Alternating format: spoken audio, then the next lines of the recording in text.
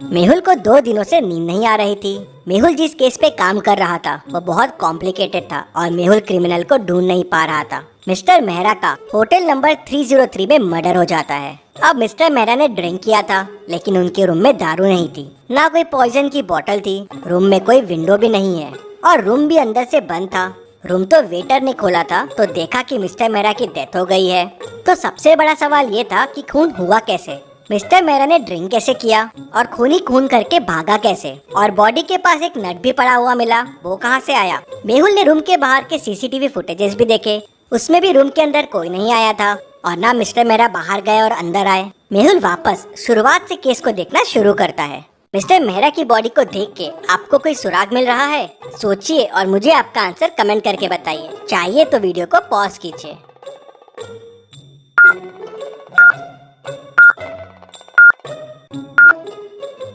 Back पे घिसे हुए के निशान है। लग रहा है जैसे बॉडी को कहीं से घिसते हुए लेके आए हैं, लेकिन सीसीटीवी फुटेजेस में मिस्टर मेहरा रूम में नॉर्मल आए थे। ये कैसे पॉसिबल है? मतलब हो सकता है रूम में आने का कोई और रास्ता हो जहाँ से घिसटते हुए इनकी बॉडी लाई गई हो। मेहुल कबर्ड खोल के देखता है, वॉल्स पे देखता है, लेकिन उसे कोई रास्ता नहीं मिलता। मेहुल को समझ नहीं आ रहा था कि दूसरा रास्ता क्या हो सकता है। तभी मेहुल का ध्यान ऊपर वाले एसी के डक्ट पे जाता है। मेहुल को समझते देर नहीं लगती कि शायद बॉडी को यहीं से लाया गया है, लेकिन ऐसा क्यों लगा मेहुल को? क्या आप एसी डक्ट को देख के बता सकते हैं?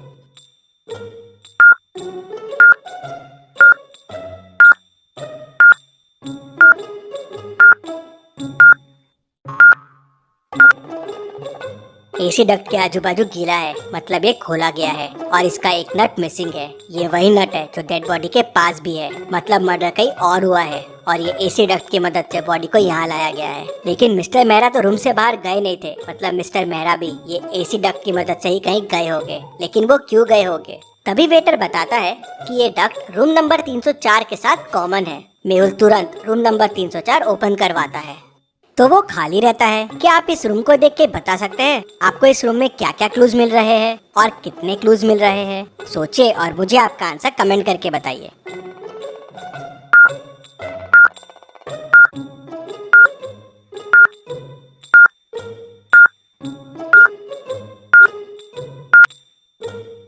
यहाँ मेहुल को टोटल 5 क्लूज मिलते हैं। पहला तो ये दारू की बोतल, दूसरा यहाँ 2 ग्लासेस रखे हुए हैं, तीसरा ये रॉड पड़ा हुआ है, चौथा रूम पूरा बिखरा हुआ है और पांचवा कबर्ड भी ओपन है।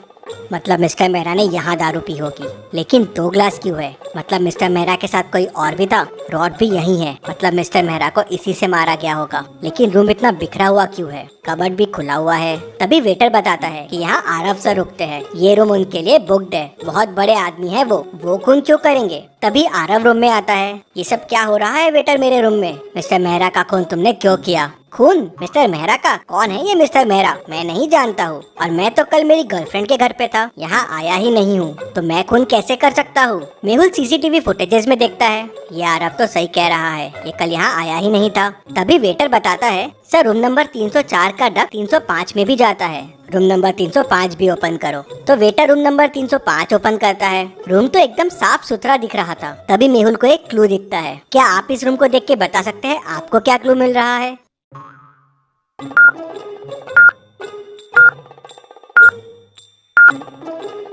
डस्टबिन में ध्यान से देखिए, एक कॉस्ट्यूम पड़ा हुआ है, कुछ अजीब सा। ये कॉस्ट्यूम होटल में कोई ऐसा कॉस्ट्यूम क्यों पहन के आएगा? मेहुल सोच में पड़ जाता है। तभी वेटर बताता है कि होटल में कल कॉस्ट्यूम पार्टी रखी गई थी। अब सवाल ये था कि आरव रूम में था नहीं, मिस्टर मेहरा का खून उसी रूम में हुआ। केस बड़ा कॉम्प्लिकेटेड हो गया था, लेकिन डिटेक्टिव मेहुल समझ जाता है कि क्या हुआ होगा। क्या आप पॉज करके सोच सकते हैं कि क्या हुआ होगा? सोचिए और मुझे आपका आंसर कमेंट करके बताइए।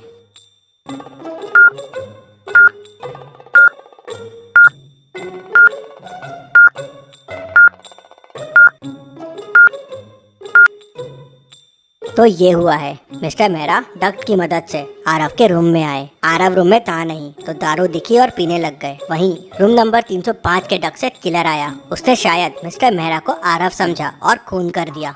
लेकिन ये दोनों रूम में आए क्यों? तभी आरव जोर जोर से चिल्लाने लगता है, मैं बर्बाद हो गया, मैं बर्बाद हो गया, मैंने इस रूम में 50 लाख रुपए रखे थे, वो चोरी हो गए। मेहुल कॉस्ट्यूम पार्टीज के फोटो देखता है तो खूनी उसे पार्टी में दिख जाता है। क्या आप इन फोटो को ध्यान से देख के बता सकते हैं कि खूनी ने क्या गड़बड़ की है और मेहुल को कैसे समझ गया और खूनी कौन है? सोचिए और मुझे आपका आंसर कमेंट करके बताइए।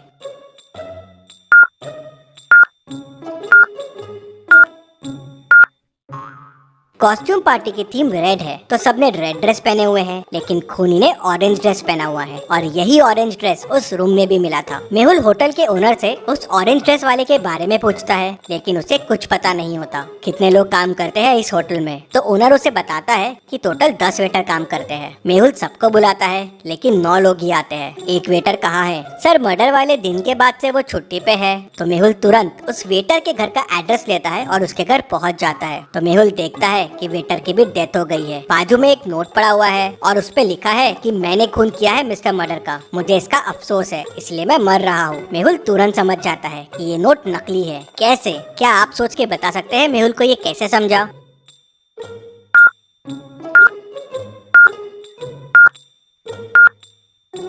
नोट के ऊपर जो पेन रखा हुआ है वो ब्लैक है, लेकिन नोट तो रेड पेन से लिखा हुआ है। मतलब ये लिखा किसी और ने है और उसके ऊपर पेन रख दिया। मतलब उसी खूनी ने इस वेटर का भी खून कर दिया। ये वेटर जरूर कुछ जानता होगा। मेहुल कॉस्ट्यूम पार्टी की फोटोज को वापस ध्यान से देखता है तो तुरंत समझ जाता है कि ये सब किसने किया होगा। कैसे? क्या आप ये फोटोज को वापस देख के बता सकते हैं? आप चाहे तो वीडियो को रिपीट कर सकते हैं।